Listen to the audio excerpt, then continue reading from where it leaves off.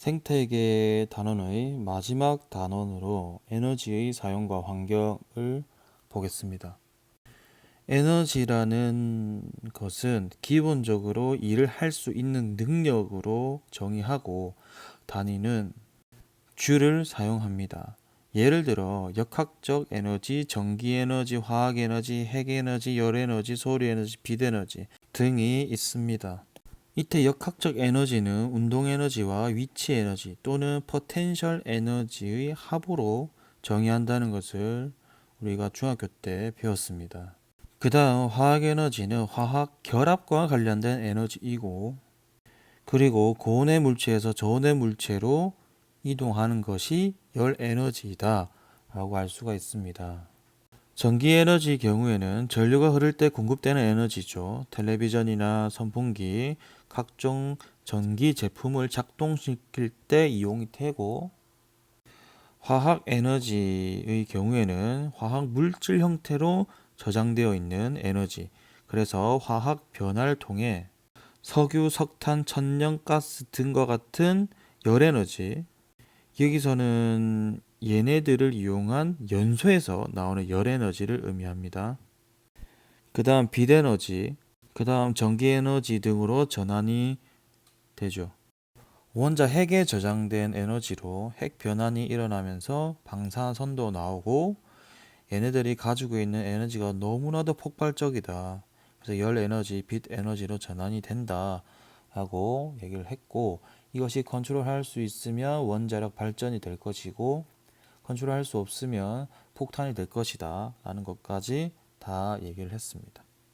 그러면 통상적으로 에너지 전환이라는 것이 일어나겠죠. 한 에너지 형태에서 다른 형태의 에너지로 바뀌는 것이 에너지 전환입니다. 예를 들어서 번개 같은 경우에는 전기 에너지가 빛 에너지로 전환되는 것이고, 반딧불이는 화학 에너지가 빛 에너지로 전환되는 것, 동물의 운동, 우리가 움직이는 것은 화학 에너지가 운동 에너지로 전환된다는 것으로 알 수 있습니다. 밑에 있는 그림은 한 가정에서 일어나는 에너지 전환을 보여주고 있습니다. 전기밥솥의 경우는 전기 에너지가 통상적으로 대표적으로 열 에너지, 세탁기 경우 전기 에너지가 운동 에너지, 텔레비전, TV 같은 경우에는 전기 에너지가 빛, 소리, 열 에너지로 전환된다는 것을 알 수 있죠.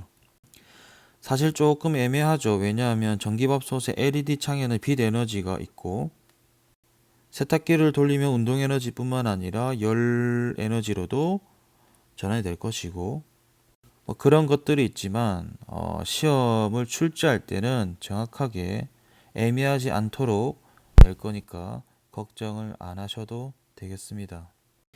이 그림은 오른쪽에서 왼쪽으로 공을 튀겼을 때 계속적으로 높이가 낮아지는 현상이죠. 이를 물리학적으로 얘기하면 이 공이 가지고 있는 역학적 에너지가 계속적으로 감소한다고 얘기합니다. 이때 충돌하는 동안, 바닥과 충돌하는 동안 또는 공기 저항을 받아서 에너지 전환이 일어나게 되고, 이때 감소한 역학적 에너지는 소리 에너지와 열 에너지로 전환이 되겠죠. 그렇기 때문에 역학적 에너지가 감소하는 것이고 높이가 낮아지는 결과로 보여진다는 것이죠. 하지만 역학적 에너지와 다른 모든 에너지를 포함했을 때, 이때 에너지 보존 법칙이라는 것이 성립하고, 이 에너지 보존 법칙이 뭐냐 하면 에너지가 전환될 때 전환되기 전의 에너지 총량과 전환된 후의 에너지 총량이 항상 같다는 것입니다. 예를 들어 오른쪽에 청소하고 있는 친구의 어떤 상황입니다. 청소기에 공급한 전기 에너지가 먼지나 쓰레기를 빨아들이는 운동 에너지, 그 다음에 뜨거워지는 열 에너지, 그 다음 위잉할 때 소리 나죠? 소리 에너지로 전환되는데, 이 전체가 전과 후의 에너지 총량은 동일하다, 에너지가 보존된다 라고 얘기하는 것이죠. 간단한 예시입니다. 지난 주말에 있었던 상황 하나를 떠올려 본다는 것이죠. 상황이 뭐냐면, 아침에 일어났더니 아빠는 부엌에서 가스레인지에 미역국을 끓입니다. 오, 좋네요. 아침 준비를 하고 계시고 엄마는 거실에서 청소기를 돌리면서 청소를 하고 계십니다. 켜진 텔레비전은 뉴스가 방송되고 있습니다. 그러면 이때 에너지 전환이 어떻게 일어나는지 보겠습니다. 가스레인지에서는 화학에너지가 열에너지로 전환이 되겠죠. 이게 보니까 대표적으로 어떻게 전환되는지만 나오고 있는 것 같아요. 왜냐하면 이 화학에너지가 열에너지로도 전환이 되지만 사실 이 불이 난 것이 우리 눈에 보이죠. 빛 에너지로도 전환이 되죠. 하지만 여기서는 언급하진 않았다. 2차 고사 문제 낼 때는 애매하게 절대 내지 않겠다라는 점을 말씀드리겠습니다. 청소기에서는 전기에너지가 운동에너지, 열에너지, 소리에너지로 전환이 되죠. 또한 텔레비전에서는 이 전기에너지가 소리에너지, 빛에너지, 열에너지로 전환되는 것을 알 수 있습니다. 그래서 집안에서 사용하는 에너지, 전기에너지, 화학에너지, 전환된 에너지는 열, 빛, 소리, 운동 에너지입니다. 그래서 우리가 이제 금방까지 배웠던 에너지 보존 법칙에 의해서 사용한 에너지 총량과 전환된 에너지 총량은 항상 같다는 것입니다. 또 다른 예시입니다. 교실에서 일어나는 에너지 전환과 보존을 토해보자입니다. 필기할 때의 지금 하고 있는 것이죠. 필기할 때의 근육 운동은 화학 에너지가 운동 에너지와 열 에너지로 전환되는 것이고 난방기는 전기 에너지가 열 에너지, 그 다음에 환풍기는 전기 에너지가 환풍기를 돌리는 운동 에너지, 소리가 나는 소리 에너지, 그 다음에 이것들로 인해서 부수적으로 만들어진 열 에너지가 있습니다. 전등도 한번 보시면 되겠습니다. 자동차가 연료를 사용해서 달릴 때 일어나는 에너지 전환입니다. 한번 읽어보겠습니다. 자동차가 연료를 사용해서 달리는 동안에 엔진에서 소리와 열이 발생할 뿐만 아니라 전기를 사용하여 헤드라이트, 전조등이죠. 그 다음에 라디오를 듣기도 합니다. 이때 사용하는 전기는 발전기를 돌려서 얻고 있으므로 자동차의 연료로부터 전환된 것이죠. 따라서 자동차에서는 연료의 화학에너지가 이 자동차를 움직이게 만드는 운동에너지뿐만 아니라 소리, 열, 전기에너지 등으로도 전환되겠죠. 그래서 이때 운동에너지, 소리에너지, 열에너지, 전기에너지 등의 총합 더하기죠. 연료가 가지고 있던 화학에너지의 양과 같다, 에너지 보존이 된다. 여기서 자동차가 연료를 사용하고 이런 것들은 전기 자동차는 아니라는 것입니다. 내연기관을 사용하는 자동차의 예시라고 보시면 되겠습니다. 그러면 이런 어떤 에너지 변환, 에너지 전환의 효율이 어느 정도인지를 나타내는 열 효율의 내용을 한번 배워보겠습니다. 열기관의 정의부터 보겠습니다. 외부로부터 열 에너지를 받습니다. 그 중에 일부를 역학적 에너지 또는 동력으로 전환을 시키죠. 이 시키는 장치가 대략적으로 1900년대 초반, 1800년도 후반에 나왔던 증기기관, 지금 쓰고 있는 가솔린과 디젤 기관 등이 있습니다. 가솔린 기관의 링크는 가솔린 기관이 에너지를 뽑아내는, 다시 말해서 열 에너지를 받아서 일부를 역학적 에너지로 뽑아내는 일련의 사이클을 시뮬레이션으로 보여주는 것입니다. 한번 보고 오시면 공부하는 데 도움이 되겠죠. 그래서 에너지 이용 과정에서 공급한 에너지 일부만 역학적 에너지로 저장이 되고 나머지는 열 에너지 형태로 손실됩니다. 열 에너지를 100이라고 봤을 때 역학적 에너지를 100으로 다 뽑아낼 수는 없습니다. 왜냐하면 열 에너지는 고온의 물체에서 저온의 물체로 이동하는 것이고 이는 고온의 물체가 무한히 높은 물체든지 또는 저온의 물체가 절대 0도에 가까워야 한다 라는 것이기 때문에 100%의 역학적 에너지로 뽑아내는 일은 없습니다. 그래서 우리가 현실적으로 할 수 있는 일은 뭐냐? 최대한으로 열기관이 열 에너지를 효율적으로 이용을 해야 한다는 것이죠.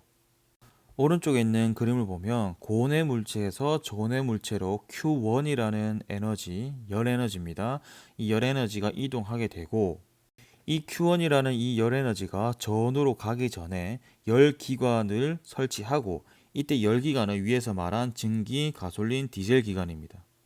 이 열기관에서 동력으로 다시 말하면 역학적 에너지 W로 일을 하고 나머지 Q2라는 열 에너지를 저온에 보내겠다.